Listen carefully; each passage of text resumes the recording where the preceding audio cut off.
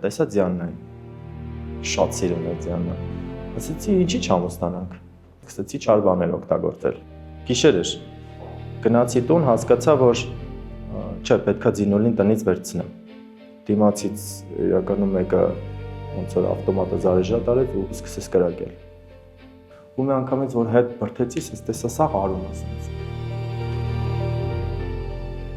Ոստիկանը մտավ, ասեց տղա ջան, կինդ մահացել է։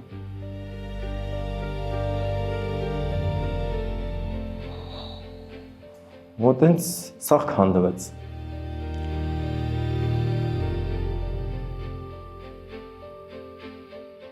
Ողջույն, դուք գտնվում եք Տաբուի YouTube-յան հարթակում։ Եթե դեռ չեք հասցրել բաժանորդագրվել մեր ալիքին, ապա հենց հիմա առաջարկում եմ անել դա, որովհետև այն զրույցները, որ ընթանում են մեր տաղավարում, անչափ հետաքրքիր են։ Այսօր զրուցելու եմ Վազգեն Մարգարյանի հետ։ Վազգենի պատմությանը ծանոթացել եմ շատ պատահաբար։ Լսելով նրա կյանքի շատ հետաքրքիր, բարդ եւ դժվար պատմությունը, որոշեցի անպայման կիսվել ձեզ հետ։ Եվ այսպես իմ զրուցակիցն է Վազգեն Մարգարյանը։ Ողջույն Վազգեն։ Բարև ձեզ։ Նախ շատ շնորհակալ եմ, որ համաձայնեցիք զրուցել ինձ հետ մեր տաղավարում եւ ձեր պատմությամբ կիսվել այսքան մարդու հետ, որովհետեւ երբեմն շատ դժվար է լինում մարդուն խոսել իր կյանքի եւ առավել եւս կյանքում տեղի ունեցած դժբախտությունների, դժվարությունների մասին։ Բայց որպեսզի բոլորը ծանոթանան ձեզ հետ, առաջարկում եմ սկսել մեր խոսակցությունը ամենասկզբից։ Դուք ծնվել եք Երևանում, որտեղ եք մեծացել, ինչպիսին է եղել ձեր կյանքը, ինչով եք հետաքրքրվել, մի փոքր պատմեք ձեր մասին։ Ձեզ եմ իրականում շնորհակալ այս հրավերի համար։ Ես ծնվել եմ հասարակ շինարարի ընտանիքում, մեծացել եմ, սովորել եմ պետական դպրոցում, Երևանում այդ ամեն ինչը։ Սովորական մանկություն ենք ունեցել։ Ունեի քույր այդ ժամանակ, մեծ էր ինձանից 2 տարով։ Մի պերիոդ եկա, որ պետքա տեղափոխվենք մի հատ ուրիշ դպրոց, այդտեղ արդեն հանդիպեցինք մեծ խնդիրների, որովհետև ֆինանսական խնդիրներ ունեինք ընտանիքում եւ այլն։ Հիմնականում էր հետո ես հետ տեղափոխվա նորից իմ պետական դպրոցը, քույրս մնաց այնտեղ շարունակեց։ Այդտենց մեծացա, որոշեցի, որ պետքա գնամ եվրոպական համալսարան, սովորեմ ծրագրավորում։ Իրականում շատ լավ էր ստացվում, քաշում էր ինձ այդ համակարգչային տեխնոլոգիաները եւ այլն։ Ընդունվեցի եվրոպական համալսարան, սովորեցի, եկավ 18 տարիս, որ պետքա գնայի բնակ։ Դե, ինչպես բոլորը, սիրով տենց գնացի բանակ, ծառայել եմ Խոջալույում, Ղարաբաղում։ Շատ լավ անցավ ծառայությունը, ամեն ինչը իրականում։ Երբ որ վերադարձա, մինչև բանակ գնալը ակտիվ պարով էի զբաղվում, տենց նկարահանվում էի հոլովակներում եւ այլն։ Քանի տարի եք պարել Վազգեն։ Երևի մի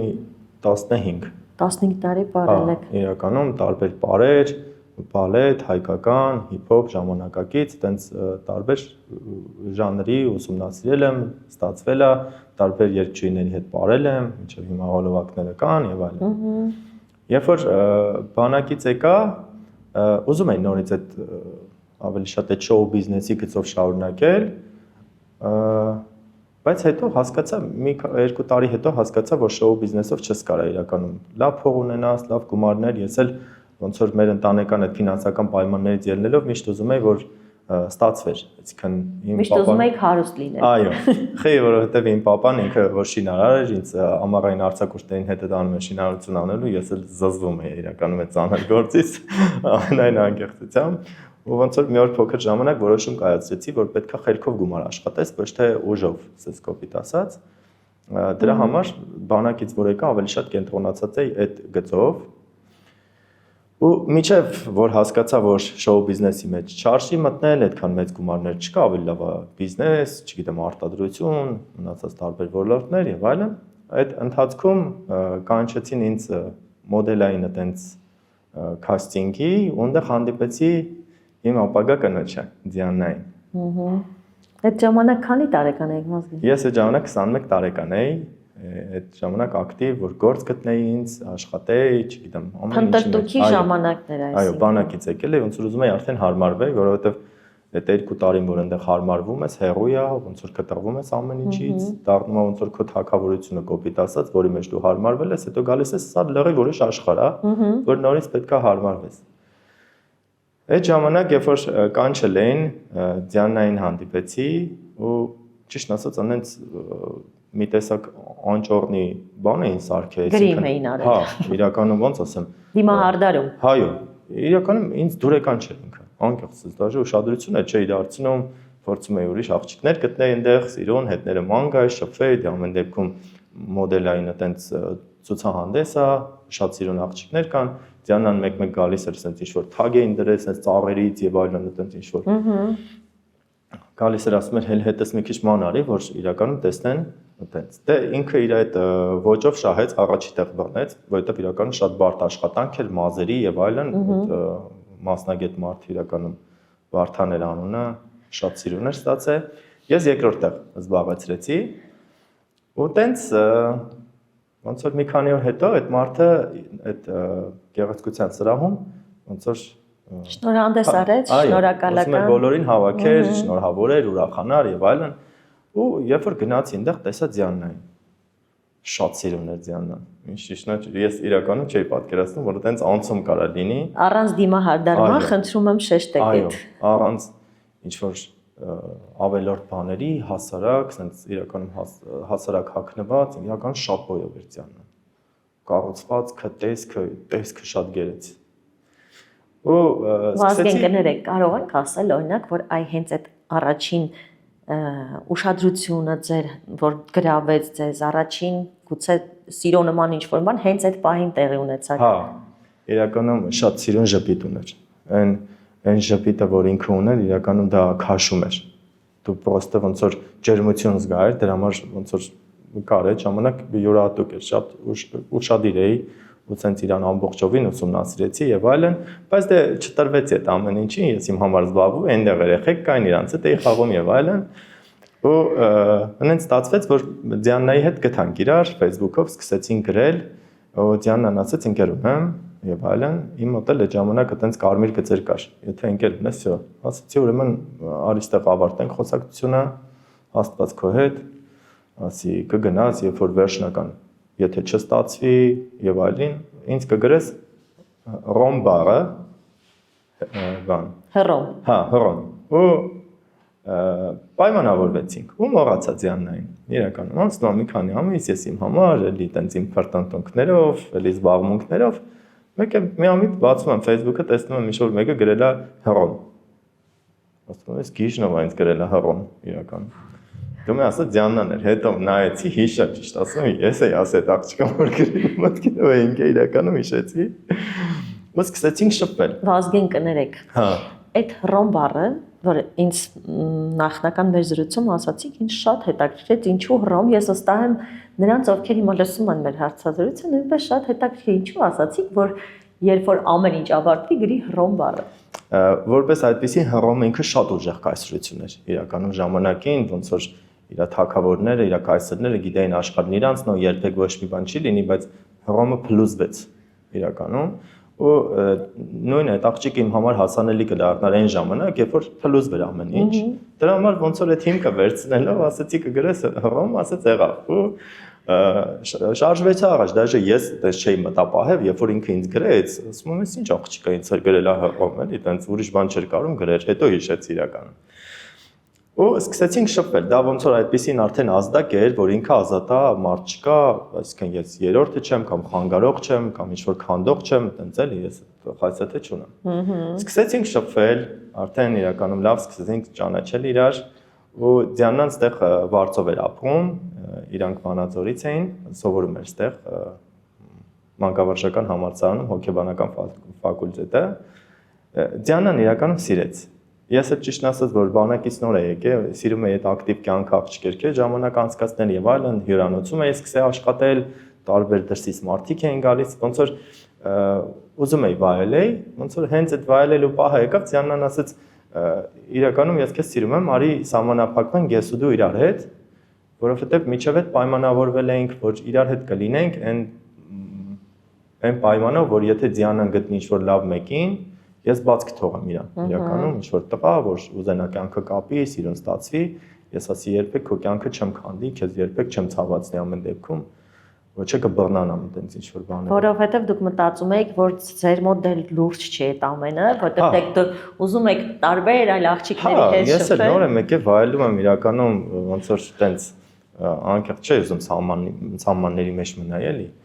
Ու տենց ձմեռը հիշում եմ Ձյաննայի հետ խոսակցություն ունեցանք, ասես կլինի, դե ինչպես միշտ բոլորի նման ասի հա, բայց այն մտքով որ խափելով ասի իհարկե։ Ու տենց էլի իմ չար գործերն է արդեն թաքուն անում ուրիշ աղջիկների հետ եւ այլն, բայց նոր ոնց որ sense ընկերություն ենք անում Ձյաննայի հետ։ Հետո Ձյաննան ասեց առաջարկեց որ տեղափոխվեմ, իրար հետ ապրենք եւ այլն, այտենց ինձ էլ իրականում շատ ես էլ իմ սրտի մեջ ուզել էի որ այտենց լինի, որ լինի մեկը, որի հետ ապրեմ եւ այլն, sense առանց ամուսնական բան ինչ որ նպատակների, ոնց որ ստացվեց իրականում, ես ասեցի ինչի՞ չէ։ Ու Ձյաննայի հետ սկսեցինք շատ մտերմանալ, շատ, որովհետեւ ինքը այն կարգախոսն ուներ, որ ինչ անում ենք իրար հետ ենք անում։ Գործ ենք անում, բիզնես ենք դնում, ընկնում ենք, չգիտեմ, հելնում ենք եւ այլն։ Դաժե միջև մահ իրար հետ ենք գնում։ Ես էլ ասել էի լավ։ Ու ոնց որ ինքը ինձ է շատ օգնում, ես իրան տարբեր հարցերում մտածում ենք ինչ բիզնես սկսենք, մի բան տենց օրինում ենք, մոգոնում ենք, ընկնում ենք պարտքերի մեջ, հելնում ենք եւ այլն։ Շատ հավես էր իրականում։ Այդ պերիոդը արդեն շատ կապնվեցինք։ Ու ինչքան տևեց այդ վազքը։ Մոտ մի 5-6 տարի տևեց։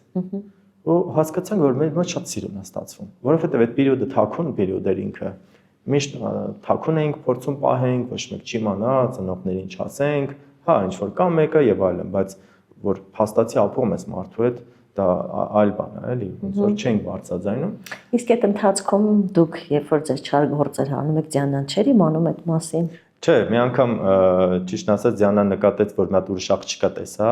հենց ու Ձյաննան այդ օրը շատ էր լացում, իրականում ասեց ես ինչով եմ վատը, որ դու ուրիշին ես նայում։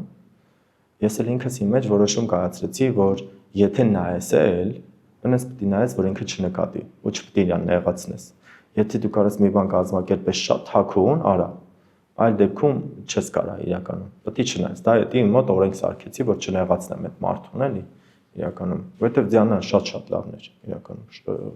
շատ բաց սիրտ ուներ։ Իր մեջ այնց յուրահատուկ բաներ տեսել եմ, որ իրականում չեմ տեսել ուրիշ աղջիկերքի մոտ։ Դրա համար այդ պերիոդը, որ իրար հետ ապրեցինք, հասկացանք, որ շատ սիրուն է ստացվում մեր մոտ։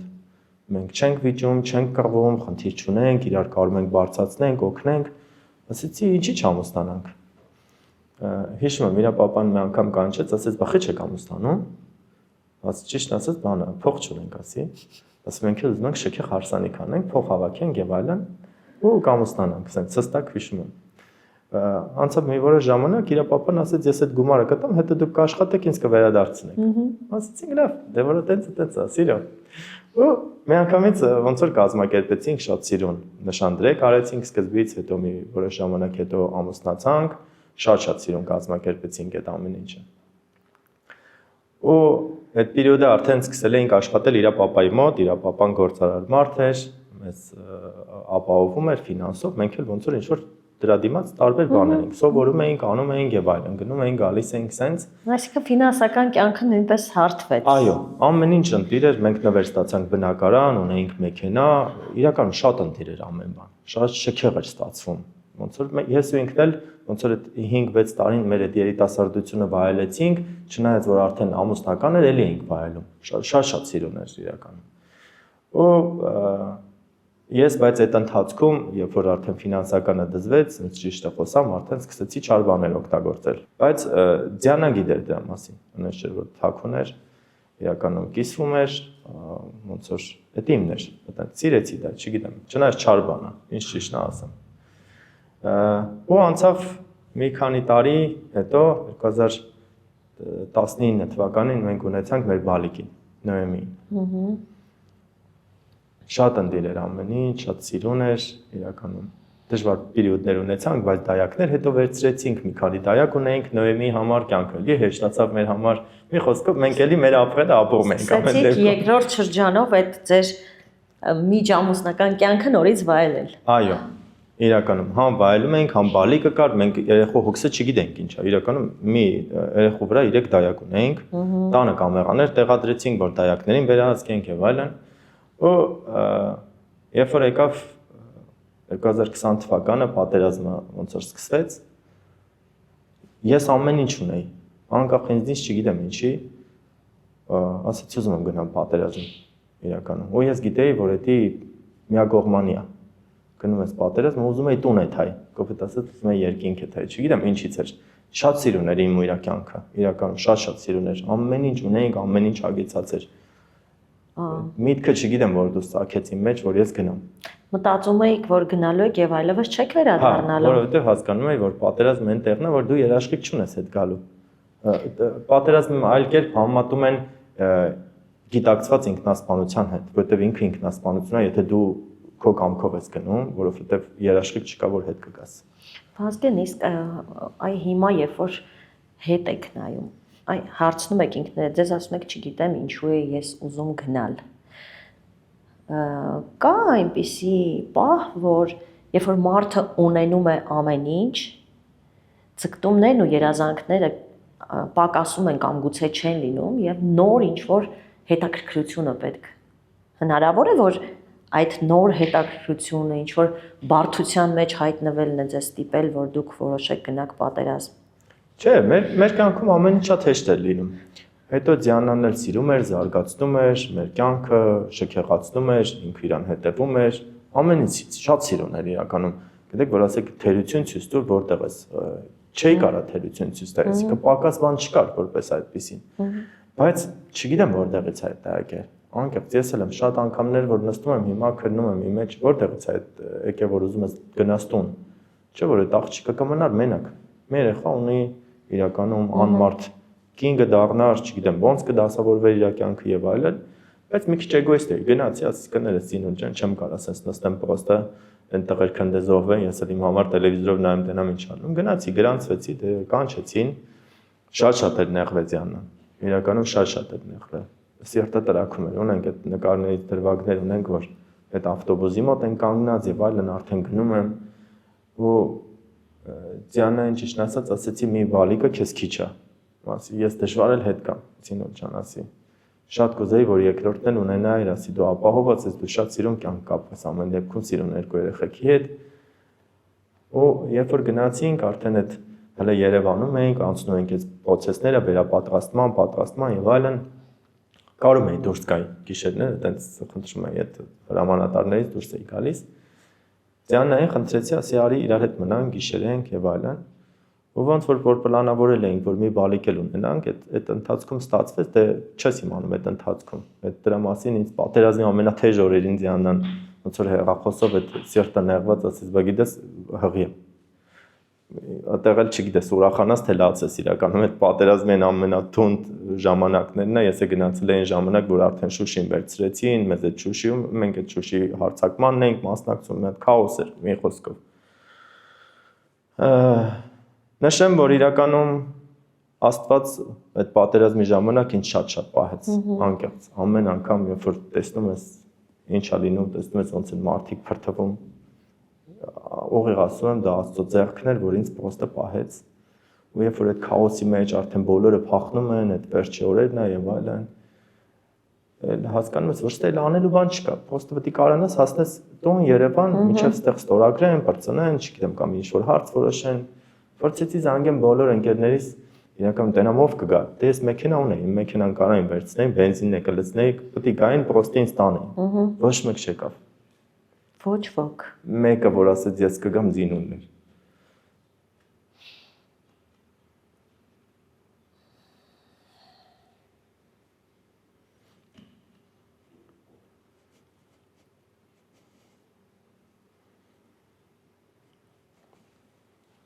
Իրականում շատ լավն էր Զինունը։ Կներեք։ Վայ, Վազգեն։ Ես եմ ուզում ասեմ կներեք, որ ուզած չուզած խոսում ենք, նորից փորփրում ենք։ Չէ, իրականում Զինունը։ Բայց նաև արժի խոսալ, էլի։ Հա, շատ։ Որ ասում եմ 1000 հատ լավ տղուց լավ տղա գտնվեց իրականում ու պատրաստ էր գար, ասես մենակ ճանապարհները չգիտեմ, ես կքշեմ կգամ։ ասի Զինուլ ջան, ասի լսպասի, հեսա մի բան կանեմ։ Մի քանի հոգով հավաքվեցինք, այդտեղ ճարեցինք, մի հատ կղուզավիկ ճարեցինք, նստանք բաց այդ ցրտին, իրականում ասես սաղելով միջև եկանք Սևանի մոտ Զինուլը եկավ ինձ դիմավորեց։ Էլի ինքը եկավ ամեն դեպքում։ Մենակ Զինուլը։ Ու երբ որ պատերազմից արդեն վերադարձա, արդեն տանն էի, արթնանում էի տանը, փորձեցի վերարժևորեմ կյանքս իրականում, սկսեցի Աստվածաշունչ կարդալ եւ այլն, բայց շատ չմնացի իրականում, որովհետեւ արդեն այդ վախերը, այնտեղ շատ մեծ վախեր ես հանդիպում։ Այն վախերի, որ երբեք ես կյանքում իրականում չես կարող հանդիպես, որովհետեւ իրականում մի դրվագ ասեմ, ասես կրակում են ու դու լսում ես այդ սվոցը, որ գալիս է ու դու չգիտես, դա քո մեքենային է կպնում թե չէ։ Դու տարակելու ես թե չէ։ Իսկ վարքյաններ ունես, գլուխդ պահում ես, ասում ես իմ Աստված կներես, ինձ կներես, այնքան որ այդ պայթյունը անցնի ու դու ջոգես, սաղես թե չէ։ Այդտենց վախեր ես իրականում իմ կյանքում չէի վերապրել։ Հետո երբ որ գալիս ես արդեն ստեղ, երկու ճանապարհ կա։ Կամ ոնց որ արժևորես կյանքդ, կամ էլ այդ հպարտությունը, որ անցել ես տենց բաների միջով, քեզ ավելի չարացնում է։ Իմ մոտ սկսեց ավելի չարանալ։ Ես սկսեցի ավելի չար գործերի մեջ թաթախվել, մեծ ձգտում ունեի արդեն ավելի շատ հարստանալու, շատ չար գործերով մեծ գումարներ էի աշխատում եւ այլն, դա չեմ ուզում բացեմ։ Ու շատ չարացա։ Այն կարգի չարացա, երբ որ արդեն ծնողներիս հետ էի վիճվում, вообще չէի ուզում իրանց լսեի։ Ձյանան մի անգամ հիշում արդեն Ձյանան էլ է շատ նեղվում, իրականում շատ էի նեղվում, շատ չար բաներ էի պլանավորում եւ այլն։ Մի անգամ մեքենայի մեջ որ գնում ենք, Զինուլը սենց արեց, ասես գիտես քո մեջ ինչն եմ սիրե, ասես որ դու բարի էիր։ Բայց ասեց էլ չունես իրականում։ Ես էլ այդ հպարտությունից ելնելով եւ այլն, ասի էտա, ինչ ուզում ես արա։ Ու ամեն անգամ ինձ այդ հպարտությունը կռիվների մեջ էր գցում, խնդիրներ էր ունենում, ես էի ծեծում, ինձ էին ծեծում եւ այլն։ Մինչեւ մի օր եկավ, որ սրճարանում նստած էինք, մի հատ երիտասարդի հետ խնդիր ունեցանք, ընկեր էր որպես այդպեսին, վեճ բռնկվեց ինչ որ տարական խոսքից, ինքը ուզում էր իմ վրա վերք վերցնել, ես իրա ասենց դուրս եկանք, իրանք ինձ խփեցին, ես իրանց ծեծեցի։ Որ արդեն իրանք գնացին եւ այլն, հետո զանգեցինք, իմացանք, հասկացանք, որ իրականում շատ չար մարդ է։ Վտանգավոր նկատի ունեք նաեւ։ Շատ ներգրավվածություն ունեցել մարդասպանության մեջ եւ այլն, մեզ ասեցին պրոստը իրան ուղիղ չգնաս տենալու, ամեն դեպքում դա հաշվի առ։ Ասեցի լավ, իրականում ես էլ շատ սկսեցի, ոնց որ մեջս վախ ու տագնապ կար։ Փորձեցինք, խոսանք, ինք ասեց որ դե լնեք, մենք կգանք ձեզ կտենանք, դե ինչը լինի չես կարա պատկերացնես, ինչ զարգացում կունենա ամեն դեպքում։ Տղա է, երիտասարդ տղա է, բայց չգիտես իր ապրածը, իր անցյալը եւ այլն։ Ու գիշեր էր։ Գնացի տուն, հասկացա, որ չէ, պետքա Զինուլին տնից վերցնեմ, որովհետեւ իրականում ոնց խոսացի, ասեցին, ես շատ կոպիտ իմաստով ուղիղ, ասեցին շատ խուժան դեմք, ասին իր այդ հանկարծ դեմ աղդեմ չգնաս։ Ես էլ իրականում քիչ էի կարա մենակ գնայի, ուզում էի հյուրանոցում մնալ, այդ օրը չար օր անցներ, ոնց որ օրը բացվեր, արդեն շատ բան կհարթվեր։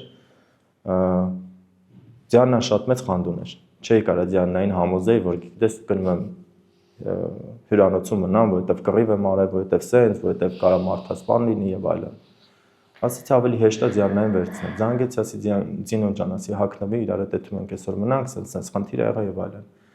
Գնացի Զինուլին, որ վերցնեմ, ու այն մեր ընկերներից մեկը, որ մեզ իրականում ընկեր էր, դու մի ասա արդեն գնացել էր, սրանց հանդիպել էր, ոնց որ պետք է մեզ դեմ տար։ Այսինքն դավաճանության նման մի բան է տեղի ունեցել։ Շատ այդտենց ուղիղ դավաճանություն։ Որովհետև ես իրան զանգեցի, ինքը ասեց մի հատ հանդիպենք, ինքն էր խոսացել այդ թեման, որ պետք է վաղը հանդիպենք եւ այլն, ինքը ասեց արի հանդիպենք։ Ես գնում էի ընկերոջ հետ հանդիպելու, ոչ թե գնում էի կռվի։ Իրականում իմ կանաչը չէի տանի կռվի։ Բնականաբար։ Երբ որ մեքենայով գնացին, կանգնեցինք այնտեղ, մի անգամ ինձ որ իջա մեքենայից, ասեցի, խնդրում եմ, արի մի քիչ ենքո մեթ հանգ, կինս մեքենայի մեջ չլսի, ու հենց այդ պահին, որ ուզում էինք քայլ անենք, դիմացից իրականում մեկը ոնց որ ավտոմատը զարեժատ արեց ու սկսեց կրակել։ Այդ բանակից, այդ ամեն ինչից ոնց որ ավտոմատ ռեակցիա կար, որ դու մի անգամից բախկվես։ Այդ խոտերի բանի մեջ միջև այդ վտանգը անցնի։ Երբ որ այդ ամեն ինչի մեջ իրական խոտերի մեջ բախկվել էի, հասկացա, այս կինս ավտոյի մեջ է իրականում։ Ու մի անգամից գնացի, որ տենամ ինչ կա, իրանք արդեն գնացել էին, որովհետև այդ ամեն ինչը վարքյաններ էր տևել։ Այսինքն ոչ խոսակցություն, ոչ ուղղակի կրակել են ու գնացել։ Հա, իրականում կրակել են ու թողը գնացել։ Ու երբ որ գնացի, դուռը բացեցի մեքենայից, ինուլս էս կռացած նստած էր, մտածեցի, ասեցի երևի այդ կրակոցներից բան վախեցի, լա կուչա եկե որ բանը լինի, ու մի անգամից որ հետ բրթեցի, ասես տեսա սա արում ասենց։ Այդ ժամանակ իրականում աշխարհը քանդվում է։ Այդ ժամանակ այն բախը որ ապրում ես, այն կորստի, պրոստը փողոցի մեջտեղ ինչքան ուժ ունեմ գոռացել եմ ժամը գիշերը 1:30 որ մեկը օգնի։ Չգիտես ինչ անես իրականում։ Ու այդ վախից ուզում էի զանգեի սկորի, հետո Ծինոլը միշտ ինձ ասում էր, այդ այն ժամանակ մի քանի վայրկյան ունես, որ փրկես, պետք է հասցնես։ Շուտ նստեցի այդ մեքենան ու իրականում քշեցի 8-րդ հիվանդանոց։ Առանց կարմիրի տակ կանգնելու եւ այլն, ասած առանց հասկանալու։ Երբ որ հասա հիվանդանոց, պետք է օգնեին իջացնեին, ասած գրկել եմ, ասած սա հարուն ուզում եմ իջացնեմ, նստացնեմ այդ կրեսլոյի վրա որ տանեն եւ այլն, ասած գոռում եմ, էլ չես կարող։ Որ նստացրեցի, ասած ոնց որ այդ վերջի շունչն էր, որ հանեց, ասած հույս եկա, որ կարա փրկվի, կարողա փրկեն եւ այլն։ Ու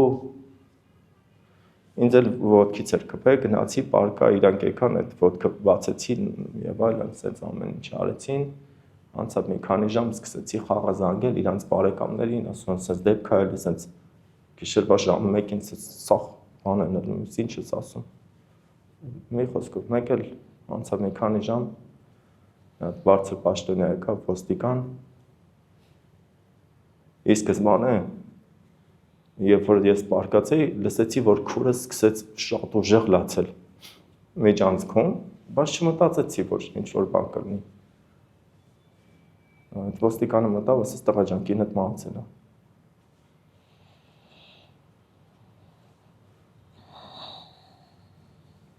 Ու շմետի շատ չարապում էր։ Մոտենց սաղ քանդվեց։ Այն սիրում կյանքը, որ մենք ունենք, քանդվեց։ Մեր մյուս բալիկն էր, որ ծնվել էր, այդ ժամանակ 3 ամսական էր։ Ու իր բարեկամները չարացան իմ դեմ, նորմալ է, իրականում իր ծնողները շատ լավ մարդիկ են։ Ես կին եմ կորցրել իրականում, իրանք աղջիկ են կորցրել, շատ սիրված աղջիկ, չեմ կարա այդ ցավի մեջ ոնց են ինձ համբերը, էլի փախքացու, երևի Աստծո ողորմությունն ա եղել։ Շատ խնդիրներ սկսեց, արդեն վիճվեցինք բոլորի հետ, էլ ընկեր չմնաց, այդ օրը որ ընկերներով շրջապատված էի, բոլոր ընկերները փախան։ Մնացի մենակ ես ու իմ բալիկները։ Ու հետո որ սկսեցի իր ծնողների հետ էլ վիճվել, այդ տունը ոնց որ նվեր էինք ստացի հարսանեկին, որոշեցի դուրս գամ։ Դուրս եկա իմ երեխեք հետ ու այդ ցավը սկսեց։ Դե ես որպես այդպեսին պապա երբեք երեխու ցավ չեմ քաշել, անկեղծ ուղիղ ասում եմ, չեմ իմացել։ Ատամի ցավն ինչա ջերմությունն ինչա, դայակներ կար, даже շատ ժամանակ այտենց այդ ծխելու ազդեցության տակ ասում էի դե նենց արեք թող ձենը կտրի եւ այլն։ Իրականում չար մարդ էի շատ։ Վազգեն, բայց այդ ժամանակ պատկերացնում եք, երբ որ երեխեքին վերցրեցիք ու դուրս եկաք, պետք է ասում եք ինչի մեջ եք հայտնվելու։ Երբեք չես կարա դա պատկերացնես։ Այդ պերիոդը իրականում որ եկավ, տեղափոխվեցի մերոնց մոտ մի հատ տուն կար, այդպես փորձեցի վերանորոգել, ինչքան կարա, կորցրեցի ամեն բաները եւ այլն։ Ու այդ արդեն ոնց որ դառնում ես մամա, կոպիտ ասած արդեն դառնում ես մամա, պետք է հարմարվես այդ մտքի հետ, պետքա լվացածնես, կերակրես, չէի կարող, տանջվում էի, կռվում ես, sense իմ հետ գիշերները sense պայքարում եմ, չգիտեմ, շատ դժվար օրեր էր։ Այն տիպի, որ իրականում չկարողացա ասել, չէ, ես սրա տակ չեմ ստորագրում, ուզում եմ իրականում ինքնասպանել լինի։ Գնացել եմ այն Չարենց Ավանի կամուրջի մոտ կանգնել եմ, բայց Աստված ասացել է համբերի, ասաց համբերի, ասի լավ։ Հետ եկա նորից այդ նույն իրավիճակը էլ իրականում չէի ձգում, փորձում էի ոնց որ հաղթեի ինքս ինձ, չէի կարող, իրականում չէի կարող։ Ու որոշեցի երկրից գնամ։ Երկրից գնալն էլ նենց էլ մտ անապատ տեղ է ընտրել անկեղծ ուզում է եթե այնտեղ այդ անապատի մեջ անցնեի արժևորը եթե սաղ կմնայի հետ կգա եթե չէ իրականում տնեցիք հետս վիճվեցին բարեկամները բոլորը իրականում երեխեքս չպահեցին դաժե երեխեքի նկատմամբ սերը չպահեց просто մենակ Աստված պահեց ուղիղացում գնացի այրոպորտ ուզում էի սամոլյոտ նստեի ասում դու չես կարող սամոլյոտ նստես ասում եմ ո՞նց չեմ կարող սամոլյոտ նստեմ ասում եմ քեզ չեն թույլ տալիս որ դու սամոլյոտ նստես ասում եմ այ ասում եմ դու քո հասից չեք ասում եմ այ ընկեր մա թուղթ ներկայացրեք Փաստաթղթերի հետ ամեն ինչ նորմալ է բաց իդեալական ասում եմ հիմնավորեք որ կետով որ ինչ չեք թույլ տալիս ես սամոլյոտ նստեմ չէ ասես փաստը քեզ չենք թողում հետո հետագայում որ էլի քննում էի հասկացա որ էլի Աստվածա պահ է եւ այլն մի խոսքով հետ եկա արդեն փորձում էի հարմարվել ինձ ուզում էի համոզել ես ա քո կյանքը ընդունի Ինչքան շուտ ընդունես, այդքան ավելի հեշտ կլինի։ Բայց դե մի տարի տևեց, միջև չէի կարող աշխատել, իրականում ֆինանսներ չունեի, մեծ պարտքերի մեջ խրվեցի, հարկադիրներ ունեի, իրականում չէի կարող վճարել, պետք է վերցրել էի, որ երեխեքից փորձեմ ապահովեմ, պետք է շատ դժվար է։ Ես ի վիճակի չէի աշխատելու, զուտ անկեղծ։ Ու սկսեցի Աստծո հետ մտերմություն անել։ Ոնց որ միակ, որ ասենց ուղիղ ձեզ ասեմ,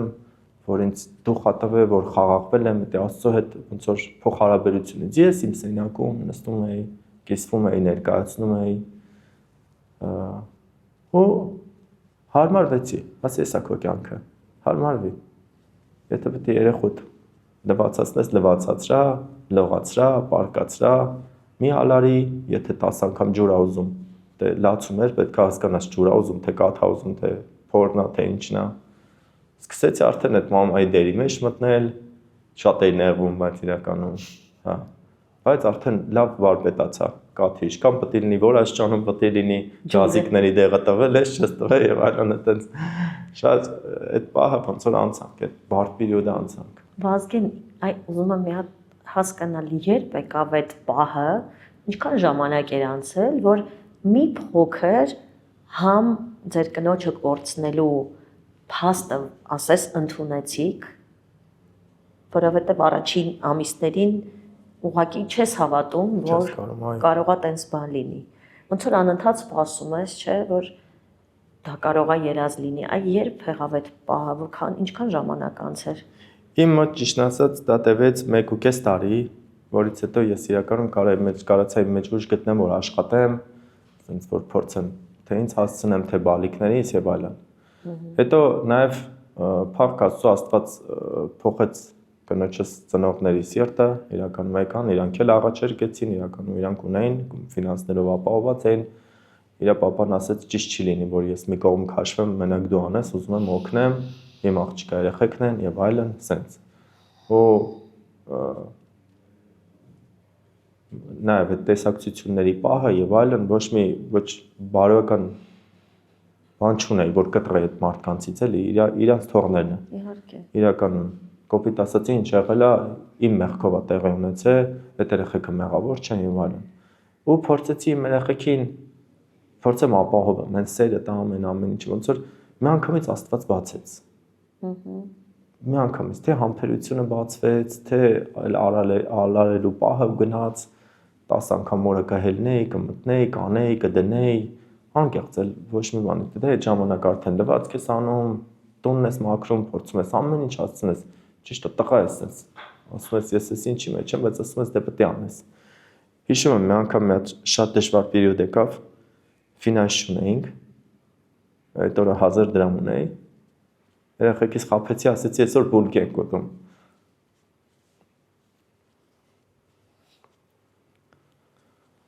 Որ չջոգեն իրականում իրանց համար բուրկին շքեղ էր, տենց ես էլ տենց շատ սրտանց եւ այլն։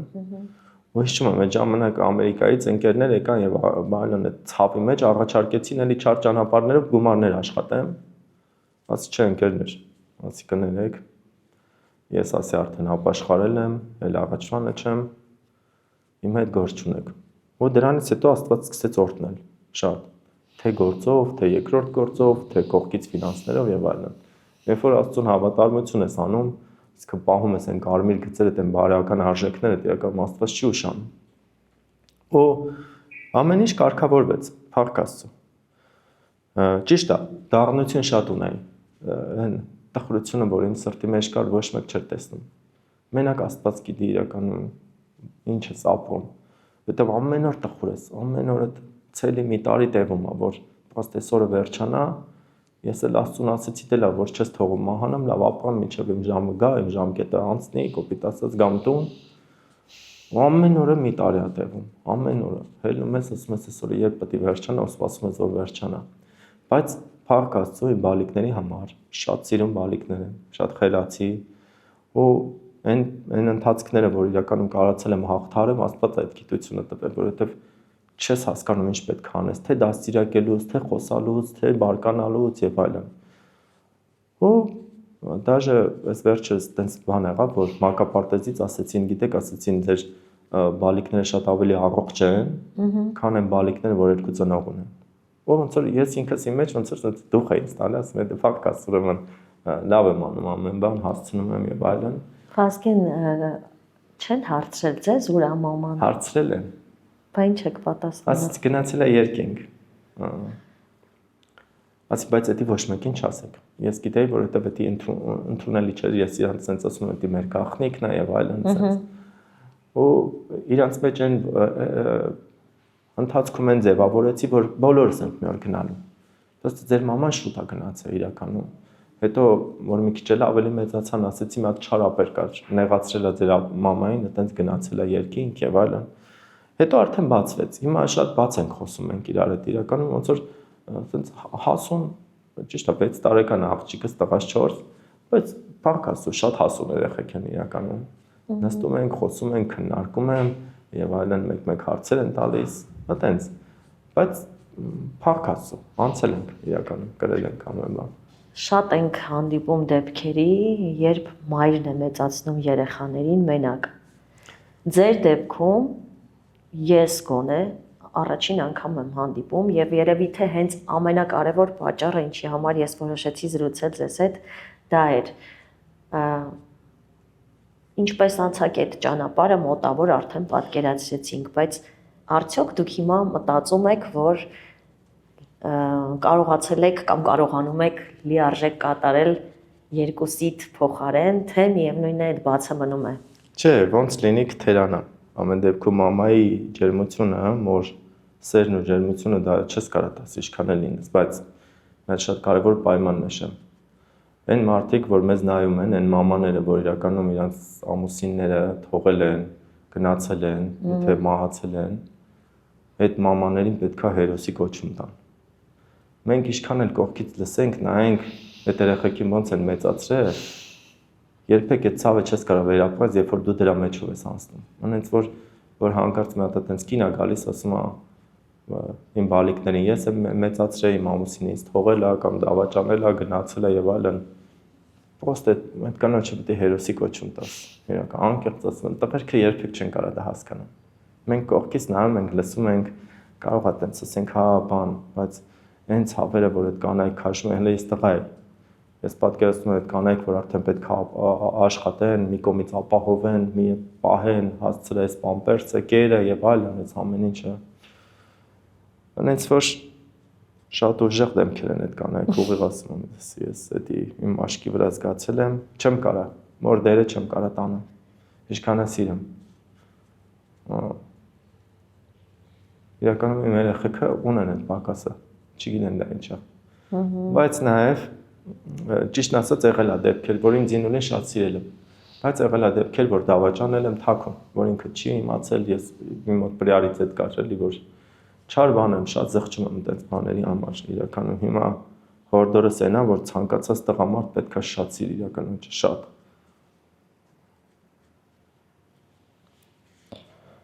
Միտեղ էլ Աստվածաշնչում կա ասում է հարստություն, ամեն ինչ կարաս ու մնաս, բայց իրականում իմաստուն կին Աստծուց է։ Կնոջ վրա շատ շեշտ է դրվում իրականում, դրա համար այն մարդը իրականում որ կհայտնվի, կսիրեմ, չգիտեմ իմ կյանքում, երանելի կին է լինելու։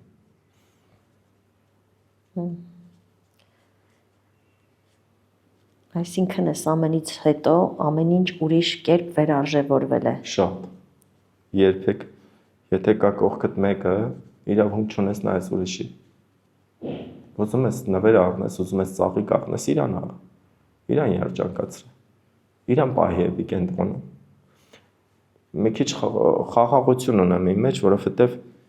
իմ կնոջը բարձել եմ ամեն բանով, ասում է, ես իրականում չեղա ինչ-որ մեկի հետ, որ դավաճանեմ 500 դրամ վրան ծախսեմ, այդպես խասյալ չկար։ Ինչ առնում ես, պետք է կրոջը տաղնես։ Չգիտեմ, հավանել ասա, ու վերջի այդ դեպքերից մի քանի օր առաջ, երբ որ այդ դեպքերը պետք է ունենար, հիշում եմ, ունեի մի 45000 դրամ գումար, պետք է սպասեի աշխատավարձ, այդ մնացած ֆինանսները եւ այլն գային։ Մեկ էլ երիտասարդականի տակ էինք, անցնում էինք, Զինուլը մի հատ շատ սիրուն կոշիկներ տեսավ, ասես նայեց, ասես շատ սիրուն, հա։ Ասի մտի հենց հիմա վերցրեց Զինուլը։ Զինուլը բաց էր, մեր ֆինանսականը միշտ ես ու Զինուլը բաց ենք պահել իրար հետ էլի, որ ամեն ինչ բան լինի։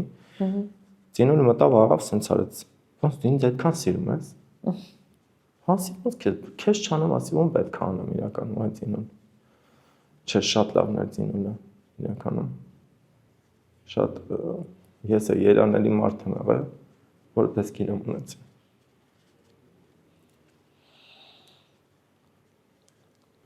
Մտածել եք, ինչի համար էր այս ամենը ձեզ տրված։ Քննարկել եք ինքներդ ձեզ։ Հա, վերլուծել եմ իմ կյանքը։ Կար բաներ, որ կարամ կասկածեմ, բայց հստակ չեմ կարող ասեմ, որ իրական դրա հիման վրա էր եւ այլն, շատ եմ քննում։ Մտածում եմ, միշտ Աստծուն այդ հարցը տալիս եմ, սոխի պետք է այս ամեն ինչի իմ հետ լիներ։ Իրականում սիրուն ընտանիք ունեինք եւ այլն, ամեն ինչ լավ էր։ Բայց հասկացել եմ մի բան, որ կարաս վերցնես իրականում դեպի բարին օգտագործես, որովհետեւ այս դեպքից հետո երկու ճանապարհ կար ու Աստված ասեց դու պետք է ընտրես։ Կամ այն տղուպես չար ես դառնում ես մարդասպան, վերջում լեթում նստում ես, կամ հանձնում ես ինձ, որ ես քո կյանքը կբարելավեմ, դեռ փորձում ես բարի անես մարդկանց։ Ու որոշեցի, չէ, ուզում եմ բարի լինեմ իմ Աստված։ Բարի արժեքը շատ իրականում բարի է։ Շատ ժամանակ հիմա չեմ կարող հարմարվեմ այն մտքի հետ, որ կարող է ինչ-որ բաց սխալի համար մարդուն վիրավորեն, մարդուն նեղացնեն, մարդ է իրականում։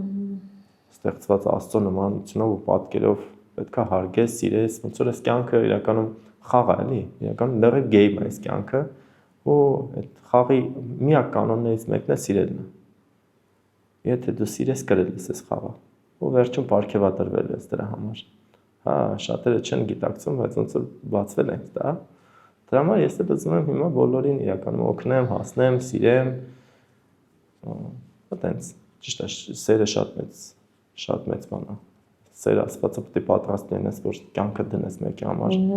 Փորձում եմ, տեսնենք կստացվի իրականում։ Հիմա ո՞րն է ձեր կյանքի շարժիչ ուժը եւ առաջ գնալու ուժը։ Երեխաները։ Նախ երեխաները իմ խաչն են, որ պետքա քաշեմ, որովհետև ես ու Զինոլը իրար հետ շատ էինք քննարկում, որ ինչ-որ մեկից մի բան պատահի, մյուսը պարտավորություն ունի, միջև վերջ ես երեխեքին տանի։ Ուզում եմ իրականում չխուսափեմ իմ պարտավորությունից, միջև վերջ բարի անեմ, դաժե շատ լավ անեմ, ինչքան որ կարամ։ Դա մեկ, երկրորդը այս ամեն ապրումներից հետո իրական շատ բաներ սովորում ես, Աստված բացում է եւ այլն։ Ես էլ ուզում եմ օգնեմ մարդկանց։ Բարի բաներ շատ անեմ, անկեղծ մտածում եմ, ասում եմ Աստված ինչ կարամ հետաքրքիր մի բարի բան անեմ այսօր, ապագայում եւ այլն։ Ու գիտեմ, հավատացած եմ, որ շատ բան ստացվելու։ Շատ բաներ է ստացվելու, որովհետեւ որ մի օր քննեցի, ասեցի դու չես թողել մահանամ, թե պատերազմում, թե ստեղ ուղիղ ասում եմ 10 մետրից ուղիղ կրակում էր վրես ավտոմատով ուղիղ։ Ու նես չի որ ես դες ճարպիկ եմ, ուժեղ եմ կամ չգիտեմ ինչ եմ, պրոստը Աստված էլի ողորմություն արել պահել է։ Ու հասկացա, եթե դու ինձ պահել ես, ուրեմն մի նպատակ կամ ծրագիր ունես, ավելի լավ է հանձնվեմ քո նպատակներին ու ծրագրերին, որովհետև բարի է։ Ինչը լինի, դու բարի Աստված ես ու փառք Աստծո։ Այսօր ամեն բան շքեղ է։ Իրականում այս տխրության հետ մեկտեղ մեր օֆիսում որ հարցնեք, իմ աշխատանքի տեղը որ հարցնեք, ով ամենաուրախ մարդը, երևի ինձ կասեն, որ ամենաուրախ մարդը ես եմ։ Փառք Աստծո, որ այդ տխրությունն ու ցավը չի երևում ու մարդիկ կարող են նաև իրանք էլ ողջավորվեն, ուրախ լինեն, կարող են օժանդակեմ, օգնեմ, թեկուզ խոսքով։ Հələ ավել բաներով չասեմ։ Ինչ եք կարծում, կգա մի ժամանակ, որ այդ հոգու տխրությունն էլ կանցնի։ Իհարկե, ես գիտեմ կգա, որովհետև այն ինչ որ անցել ենք շատ սիրուն է եղել։ Ու ժամանակը իրականում կբուժի, նաև Աստված։ Ես Աստծուն ամեն անգամ խնդրում եմ, ասում եմ, իմ ցավը վեր առա։ Պրոստը եթե պահել ես, թող ուրախ ապրեմ, տխուր չլինեմ։ Ու հաստատ գիտեմ, որ գալու է այդ ժամանակը, որ շատ պայծառ է լինելու։ Ամեն բան։ Համոզված եմ։ Ես էլ եմ համոզված։ Իսկապես շնորհակալ եմ ձեզ այս անկեղծ զրույցի համար։ Շնորհակալ եմ, որ համաձայնեցիք այս ամենը կրկին վերապրել։ Եվ վստահ եմ, որ ձեր կյանքը դեռ շատ ավելի գեղեցիկ է լինելու Վազգեն։ Այո։ Այո։ Շնորհակալ եմ, ձեզ եմ շնորհակալ իրականում։ Ուզում եմ, որ այս զրույցը լինի ավելի շատ ուսուցողական։ Այո։ Որ տղամարդիկ իրականում գնահատեն իրենց կանանց, սիրեն իրենց կանանց։ Իրենց կանայքը։ Պետք չի ուրիշին փնտրես, ուրիշին գտնես, պետքա պահես այն ինչ որ ունես։